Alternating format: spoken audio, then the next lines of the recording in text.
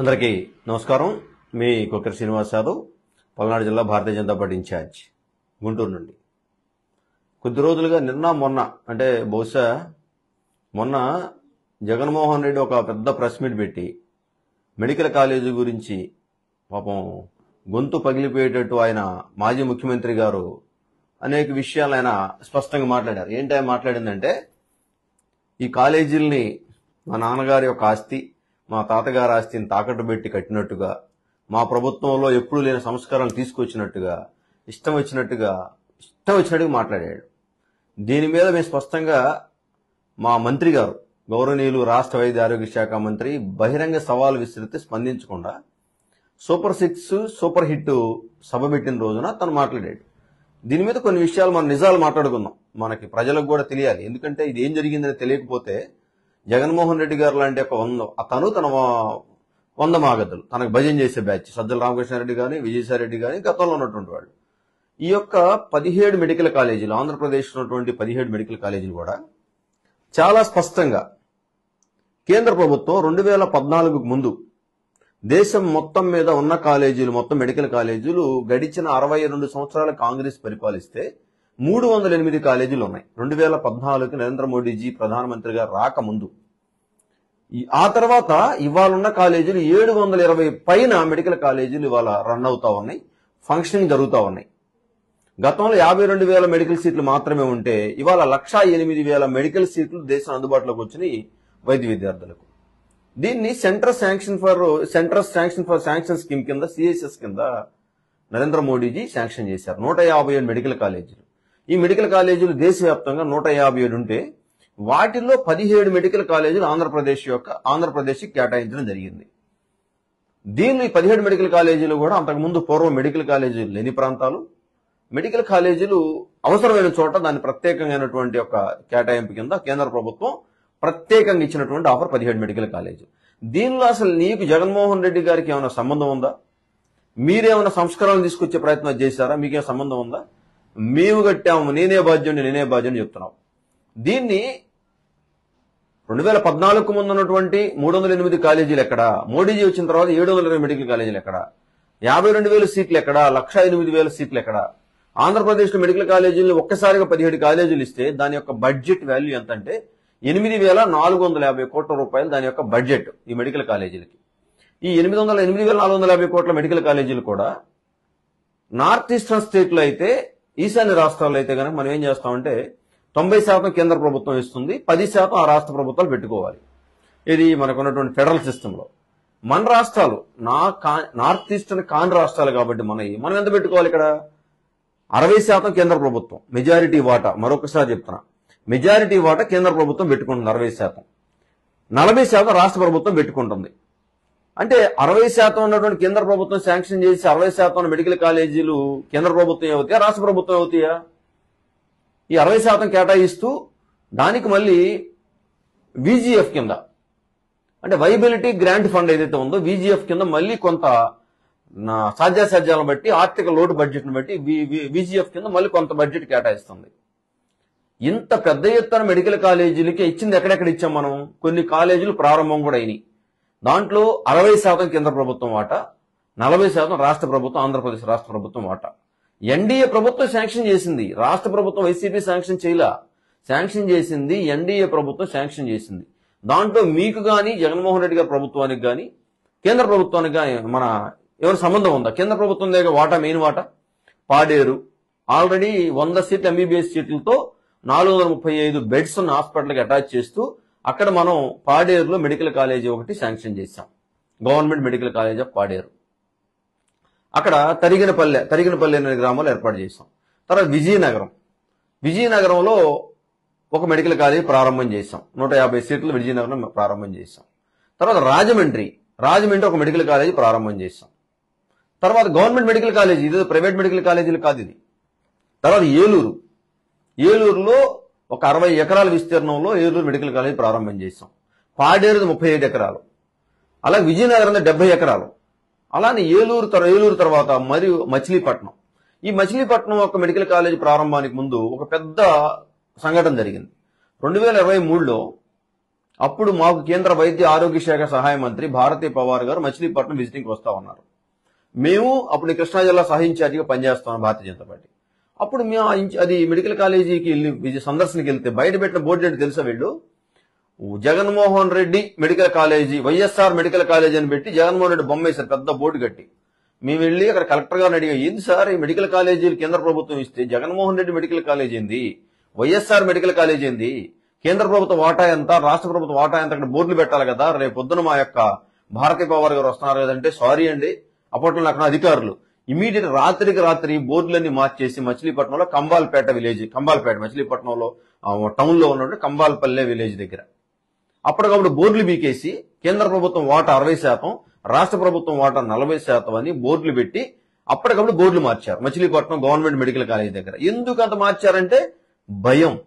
అది గవర్నమెంట్ కాలేజీలు, కేంద్ర ప్రభుత్వం వాటా 60% ఉంది, వైద్య ఆరోగ్య శాఖ సహాయ మంత్రి వస్తా ఉంది కాబట్టి మార్చకపోతే ఇచ్చిన ఫండ్ ఎవరేమో మళ్ళీ ఫండ్స్ వెనక్కపోతాయేమో లేదా చర్యలు తీసుకుంటారన్న భయంతో మీరు మార్చారు. అంతేగా వాస్తవమే కదా. 500 కోట్ల రూపాయల ప్రాజెక్టు అక్కడ medical college, government medical college. తర్వాత పల్నాడు జిల్లాలో ఉన్నటువంటి పిడుగురాళ్ల దగ్గర, బ్రాహ్మణపల్లి దగ్గర 500 పడకల గవర్నమెంట్ మెడికల్ కాలేజీ 80% పూర్తయింది. దానికి కూడా 60%, 500 కోట్ల రూపాయలు, 550 కోట్లు, 60% ఎంత, 330 కోట్ల రూపాయలు కేంద్ర ప్రభుత్వ వాటా 500 బెడ్లతో. దానికి 2023లో కాసు మహేష్ రెడ్డి గారు అప్పుడు ఎమ్మెల్యేగా ఉన్నాడు. కాసు మహేష్ రెడ్డి వెళ్ళి వైఎస్ఆర్ మెడికల్ కాలేజ్ అని బోర్డు పెట్టాడు. కాసు మహేష్ రెడ్డి అసలు కేంద్ర ప్రభుత్వం 60% ఇస్తే జాతీయ నాయకులు దాని మీద మేము అప్పుడు గొడవ కూడా చేశాం మీడియా ముఖంగా. మా ప్రభుత్వంలో ఎన్డీఏ ప్రభుత్వం ఇచ్చినటువంటి ఒక మెడికల్ కాలేజీ మీరు వైఎస్ఆర్ మెడికల్ కాలేజ్ అని బోర్డులు పెట్టుకుంటే ప్రజలకు ఏం మెసేజ్ ఇస్తున్నారని కాసు మహేష్ రెడ్డి గారని మేము అప్పుడు హడావుడి చేశాం. 500 కోట్ల రూపాయలతో మేము అక్కడ కేటాయిస్తే పిడుగురాళ్ల దగ్గర ఉన్నటువంటి పల్నాడు జిల్లాలో మీరెక్కడ, మీ జగన్మోహన్ రెడ్డి గారు నా కాలేజీ ఎలా మీ కాలేజ్ అవుతుంది? పల్నాడు ప్రజల చిరకాల ఆకాంక్ష 150 కిలోమీటర్ గుంటూరు రావాలంటే ఇబ్బంది అవుతుందంటే పల్నాడు జిల్లాలో పిడుగురాళ్ల దగ్గర కేటాయించాం. దీనికి మీరు పేర్లు పెట్టుకుని డప్పు కొట్టుకుంటే ఎట్లా కుదురుద్ది? కాసు మహేష్ రెడ్డి గారు ఆలోచన చేయండి జగన్మోహన్ రెడ్డి గారు. తర్వాత బాపట్ల మెడికల్ కాలేజీలో కూడా మనం ఒక జమ్మవరం విలేజ్ దగ్గర ఒక 70 ఎకరాల్లో అక్కడ మనం మెడికల్ కాలేజ్ కట్టాం. అది కూడా పూర్తి దశలో ఉంది. వీటిల్లో విజయనగరం ఓపెన్ అయిపోయింది, రాజమండ్రి ఓపెన్ అయింది, ఏలూరు ఓపెన్ అయింది, మచిలీపట్నం ఓపెన్ అయింది, ఇంకా నంద్యాల ఓపెన్ అయింది. తర్వాత నంద్యాల బాపట్ల మెడికల్ కాలేజ్ నడుస్తా ఉంది, 70% పనులు జరిగినాయి, ఇంకా జరుగుతూ ఉన్నాయి. నంద్యాల మెడికల్ కాలేజ్ ఓపెన్ అయింది. నంద్యాల మెడికల్ కాలేజ్ రూరల్ మండలం, రూరల్ ప్రాంతంలో నంద్యాల మెడికల్ కాలేజ్ అక్కడ ఓపెన్ అవుతా ఉంది. అది ఆల్రెడీ అడ్మిషన్లు జరుగుతున్నాయి. పాడేరు అడ్మిషన్లు జరుగుతున్నాయి, విజయనగరం అడ్మిషన్లు జరుగుతున్నాయి, రాజమండ్రి అడ్మిషన్లు జరుగుతున్నాయి, ఏలూరు అడ్మిషన్లు జరుగుతున్నాయి, మచిలీపట్నం అడ్మిషన్ క్లాసెస్ స్టార్ట్ అయినాయి. మేం చేస్తున్నట్టుగా పులివెందులు 80% అయిపోయింది, అతిపెద్ద మెడికల్ కాలేజీ కట్టాం. దానికి ఏమి రంగులు వేసింది కేంద్ర ప్రభుత్వం? దానికి ఇటురాయ కలర్ లో ఉన్న రంగు, బిస్కెట్ కలర్ లో ఉన్న రంగులు పెట్టి కాషాయ రంగు కేంద్ర ప్రభుత్వం సూచనల మేరకు కట్టారు. అదే మీరు గనక కట్టినట్టయితే బ్లూ రంగు, ఆకుపచ్చ రంగు, తెల్ల రంగు వేసుకునేవాళ్ళుగా మేము గనక జగనన్న ఇల్లు ఇస్తే మేమిస్తే జగనన్న ఇల్లు అని పెట్టుకుని టెట్కో ఇల్లు మీరు రంగులు వేసుకున్నారు.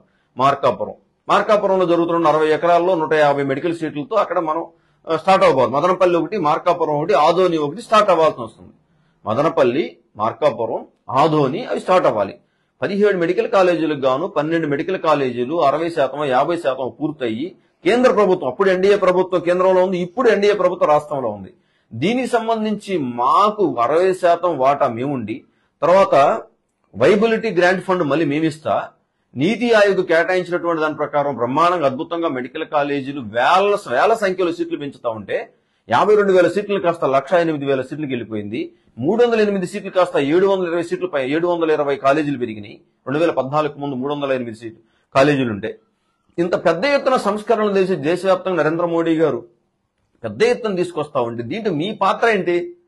దీనికి బహిరంగ సవాల్ విసిరింది కదా సత్యకుమార్ యాదవ్ గారు. మరి మీరు అది మాట్లాడకుండా సూపర్ 6 సూపర్ హిట్ రోజు వాళ్ళేదో మీటింగ్ పెట్టి అనంతపురం విజయోత్సవ సభ పెడితే దానికి కౌంటర్ గా గంట ముందు నువ్వు లైవ్ పెట్టేసి టీవీలో మాట్లాడుతున్న మాజీ ముఖ్యమంత్రి గారు, మీరు ముఖ్యమంత్రి స్థాయిలో ఉండి కేంద్ర ప్రభుత్వం యొక్క స్కీమ్స్ ఏవైతే ఉన్నాయో సిఎస్ఎస్ స్కీమ్ కింద, సెంటర్స్ శాంక్షన్ స్కీమ్ కింద, సిఎస్ఎస్ దాని కింద ministry of health and medical welfare ministry కింద కేటాయింపులు చేస్తే 8,450 కోట్ల రూపాయల కేంద్ర ప్రభుత్వం యొక్క 8,450 కోట్ల రూపాయల బడ్జెట్ లో 60%, 5,000 కోట్ల రూపాయల కేంద్ర ప్రభుత్వం వాటా ఇస్తుంటే దాన్ని మీరు ఎందుకు అంగీకరించలేక మీరు పచ్చి అబద్దాలు చెప్తా ఉన్నారు? దీనికి సంబంధించి బహిరంగ చర్చ సిద్ధమని చెప్పారు, రావాలి కదా. మీరు ఒక మాట్లాడి, బొత్సగారు మాట్లాడి, సజ్జల రామకృష్ణారెడ్డి గారు. నేను చెప్తా ఉంది ఏంటంటే ఎన్డీఏ సర్కార్, కేంద్రంలో ఎన్డీఏ సర్కార్ ఉంది, ఇప్పుడు రాష్ట్రం ఎన్డీఏ సర్కార్ ఉంది. ఈ రాష్ట్రంలో 17 మెడికల్ కాలేజీలకి పాడేరు గాని, విజయనగరం గాని, రాజమండ్రి గాని, ఏలూరు గాని, మచిలీపట్నం గాని, బాపట్ల గాని, పిడూరాల గాని, మార్కాపురం గాని, నంద్యాల గాని, మదనపల్లి గాని, ఆధోని గాని, ఇంకా తీసుకుని అనేక మెడికల్ కాలేజీలకి పూర్తిగా 60% నిధులు 5,000 కోట్ల రూపాయల పైన 60% కేంద్ర ప్రభుత్వం స్పష్టంగా ఇచ్చింది. Ministry of health and family welfare of ministry of central government ఇచ్చింది. దీనికి మీరు బాజా భజంత్రులు కొట్టుకొని, డబ్బాలు కొట్టుకొని ఈ ఎన్డీఏ ప్రభుత్వం మీద, ఆ రాష్ట్రాల ఎన్డీఏ ప్రభుత్వం, చంద్రబాబు గారి నేతృత్వంలో ఎన్డీఏ ప్రభుత్వం బురద కొట్టే కార్యక్రమాలు తప్ప ఏమన్నా అంకెలతో సహా, సంఖ్యలతో సహా, స్థలాలతో సహా, కేటాయింపులతో సహా, ఏ స్థాయిలో కన్స్ట్రక్షన్ అయిన వాటితో సహా ప్రతి దానికి లెక్కలు ఈ రోజున మా దగ్గర స్పష్టంగా ఉన్నాయి. ఊరికే మైకు దొరికిందని, సాక్షి ఛానల్ మైకు దొరికిందని, లేదనుకుంటే ప్రజలను డీవియేట్ చేయడానికి నేనే చేశాను, నేనే సంస్కరణలు తెచ్చాను, నేనే మెడికల్ కాలేజీలు కట్టాను అని చెప్పి మీరు మాట్లాడుతూ ఉన్నారే. అంతకుముందు ఎందుకు చేయలేకపోయారు మీరు? నరేంద్ర మోడీ సర్కార్ వచ్చిన తర్వాత ఒక పెద్ద ఎత్తున సంస్కరణలు చేసింది. దీన్ని అంగీకరించండి. ఈ రోజు కేంద్రంలో జేపీ నడ్డా గారు మాకు కేంద్ర వైద్య ఆరోగ్య శాఖ మంత్రి, రాష్ట్రంలో సత్యకుమార్ యాదవ్ గారు వైద్య ఆరోగ్య శాఖ మంత్రి, 1,000 కోట్ల రూపాయల నిధులు తీసుకొచ్చి సంస్కరణలు చేస్తా ఉన్నారు. గవర్నమెంట్ మెడికల్ కాలేజీలు కానీ, అలానే గవర్నమెంట్ జనరల్ హాస్పిటల్స్ కానీ, మెడికల్ విషయంలో కానీ, అపాయింట్మెంట్స్ కానీ, వీటన్నిటిలో దీన్ని మీరు బక్కదారి పట్టించి జనాన్ని గనక మభ్యపెట్టి మారేడుగా చేస్తే ప్రజలు ఆలోచిస్తున్నారు. గుర్తుపెట్టుకోండి, ఇవాళ మీకు మీడియా చాలా వేగంగా వెళ్ళిపోయింది పిల్లల చేతుల్లోకి, యువత చేతుల్లోకి, విద్యార్థుల చేతుల్లోకి, మహిళల చేతుల్లోకి, రైతుల చేతుల్లో. మీరు చెప్పే కళ్ళబొల్లి మాటలు, మీరు చెప్పేటటువంటి ఊసరవెల్లి మాటలు ఎవరు వినపోరు కూడా. ఆలోచించేయండి. మీ మీద మాట్లాడుతూ ఉంటే బీజేపీ వాళ్ళు మాట్లాడారు, బీజేపీ చెప్పారని మాట్లాడారు. మేము మాట్లాడిన అక్షరం తప్పుంటే మాట్లాడుకుందాం. అరే మేము వెళ్ళాం, మెడికల్ కాలేజ్ సందర్శించాం. పల్నాడు జిల్లాలో పిడుగురాల దగ్గర, బ్రాహ్మణపల్లి దగ్గర మెడికల్ కాలేజ్ మేము సందర్శించాం, మచిలీపట్నం సందర్శించాం, ఇంకా వేరే కాలేజీలు మా బీజేపీ కార్యకర్తలు సందర్శించారు. ప్రతి ప్రాజెక్ట్ దగ్గరికి వెళ్ళి మీ సెల్ఫీ ఫోటోలు పెట్టింది మా ప్రాజెక్ట్ అని ప్రజలకు చేరవేశాం.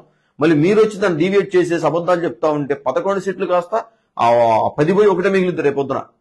కాబట్టి ఈ విషయంలో national democratic alliance Narendra Modi సర్కార్ ఈ రోజున దేశవ్యాప్తంగా ఇచ్చినటువంటి కాలేజీల్లో ministry of health and family welfare ministry of కింద ఇచ్చినటువంటి 157 కాలేజీలు దేశవ్యాప్తంగా 17 కాలేజీలు ఆంధ్రప్రదేశ్ కేటాయించడం, 2014కు ముందు 308 కాలేజీలు కాస్త 720 కాలేజీల పైన మేము గడిచిన 10 సంవత్సరాలు అతిపెద్ద సంస్కరణలు తీసుకొచ్చాం. అలానే 52,000 సీట్లు కాస్త 1,10,000 సీట్లు ఈ రోజున దేశవ్యాప్తంగా మెడికల్ కాలేజ్ సీట్లు అందుబాటులోకి వచ్చినాయి. ప్రతి ఒక్క మెడికల్ కాలేజీకి గవర్నమెంట్ జనరల్ హాస్పిటల్ 400 బెడ్లు 500 బెడ్లు ఉన్నటువంటి హాస్పిటల్కి అటాచ్ చేసి ఆ ఫండ్స్ కానివ్వండి, అలాగే viability of the grant fund కింద ఏదైతే ఉందో దా గ్యాప్ ఫండ్ ఏదో ఆ ఫండ్ కూడా కేటాయించడం, నీతి ఆయోగ్ ఇచ్చినటువంటి నియమాలు పాటించడం, బ్రహ్మాండంగా చేస్తా ఉంటే మీరు ఇష్టం వచ్చినట్టు మీకు రూపాయి ఖర్చు పెట్టడం చేతగాక, ప్రజలు అభివృద్ధి చేయడం చేతగాక, సంక్షేమం అని చెప్పి అభివృద్ధిని మొత్తాన్ని గాలికి వదిలేసి, ఎడ్యుకేషన్ వదిలేసి, నిరుద్యోగులను పట్టించుకోకుండా, అభివృద్ధి లేకుండా, కొత్త ప్రాజెక్టులు లేకుండా మీ ఇష్టం వచ్చినట్టు కొట్టుకుంటా పోతే ప్రజలు గమనిస్తున్నారు. దయచేసి ఈ విషయంలో పూర్తి హక్కు, పూర్తి క్లైమ్ నరేంద్ర మోడీ సర్కార్, భారతీయ జనతా పార్టీ గుర్తిస్తుంది. మీరు ప్రాయోజిత పథకాల కింద సిఎస్ఎస్ పథకం కింద central ministry health of family welfare ministry కింద 60% ఇస్తున్నటువంటి దానికి పేర్లు పెట్టే హక్కు గాని, జాతీయ నాయకులు పేర్లు పెట్టే హక్కు గాని, ఆ యొక్క క్రియేట్ చేసే అంశాలు గాని, దాంట్లో తీసుకొచ్చి నియమ నిబంధనలు గాని, సీట్లు పెంచే విషయం గాని, తగ్గించే విషయం గాని, బెడ్లు పెంచే విషయం గాని, తగ్గించే విషయం గాని, కొత్త బ్లాకులు కన్స్ట్రక్షన్ చేసే విషయంలో పూర్తి హక్కులు భారతీయ జనతా పార్టీకి మాత్రమే ఉంది. ఎన్డీఏ రాష్ట్రంలో ఎన్డీఏ ప్రభుత్వానికి, దేశంలో ఎన్డీఏ ప్రభుత్వం 2 చోట్ల డబుల్ ఇంజిన్ సర్కార్ ఉంది. ఒక బలమైనటువంటి, ఒక కరుడు కట్టినటువంటి జాతీయవాది, ఒక బలమైనటువంటి నేత, అనేక భాషల్లో అనర్గళంగా మాట్లాడగలిగి జాతీయ స్థాయిలో ఒక బలమైన నేతగా ఎదిగిన సత్యకుమార్ యాదవ్ గారు ఈ రోజున health and family welfare minister గారి బాధ్యతలు నిర్వర్తిస్తా ఉన్నారు. వారున్నప్పుడు కూడా మీరు అబద్ధాలు చెప్తే ఊరుకునే ప్రశ్నే లేదు. ప్రతిపక్ష పాత్ర పోషించండి. ప్రతిపక్ష పాత్ర కూడా లేదు మీకు.